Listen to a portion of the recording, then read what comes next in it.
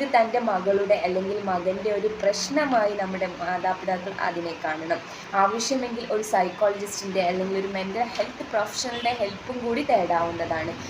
പ്രിയപ്പെട്ട രക്ഷിതാക്കളോടാണ് ഇനി സംസാരിക്കാനുള്ളത്. നമ്മുടെ മക്കൾക്ക് പല പ്രശ്നങ്ങളുണ്ടാവും.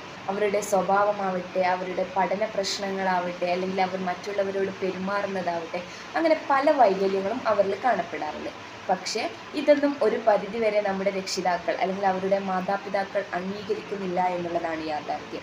ഒരു പ്രായം കഴിഞ്ഞാൽ ഇതൊക്കെ റെഡിയാവും, അല്ലെങ്കിൽ കുറച്ച് വലുതായാൽ അല്ലെങ്കിൽ ഒരു പക്വത എത്തിയാൽ ഇതൊക്കെ റെഡിയാവും, അല്ലെങ്കിൽ അവർക്ക് എന്താണ് അവർ പുറത്തൊക്കെ ഒന്ന് പോകുമ്പോൾ ഇതൊക്കെ ഒന്ന് റെഡിയാവും എന്നുള്ളൊരു വിശ്വാസത്തോടു കൂടിയാണ് നമ്മുടെ പല മാതാപിതാക്കളും ഇന്ന് ജീവിക്കുന്നത്.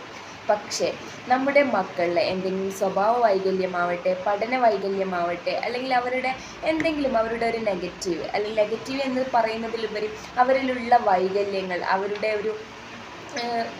ഒരു പെരുമാറ്റത്തിലുള്ള വൈകല്യമാവട്ടെ, അങ്ങനെ എന്തെങ്കിലും ഒരു വൈകല്യം ഒരു പരിധിവരെ കുറവാണ് അല്ലെങ്കിൽ ഒരു പരിധിവരെ നമുക്ക് അംഗീകരിക്കാൻ പറ്റുന്നില്ല എന്നുണ്ടെങ്കിൽ നമ്മൾ രക്ഷിതാക്കൾ എന്തായാലും അത് അംഗീകരിച്ചേ മതിയാവും. ഇത് തൻ്റെ മകളുടെ അല്ലെങ്കിൽ മകൻ്റെ ഒരു പ്രശ്നമായി നമ്മുടെ മാതാപിതാക്കൾ അതിനെ കാണണം. ആവശ്യമെങ്കിൽ ഒരു സൈക്കോളജിസ്റ്റിൻ്റെ അല്ലെങ്കിൽ ഒരു മെൻ്റൽ ഹെൽത്ത് പ്രൊഫഷണലുടെ ഹെൽപ്പും കൂടി തേടാവുന്നതാണ്. തീർച്ചയായും ഇത് വലുതായാൽ മാറാവുന്നതായിരിക്കില്ല ചില പ്രശ്നങ്ങൾ.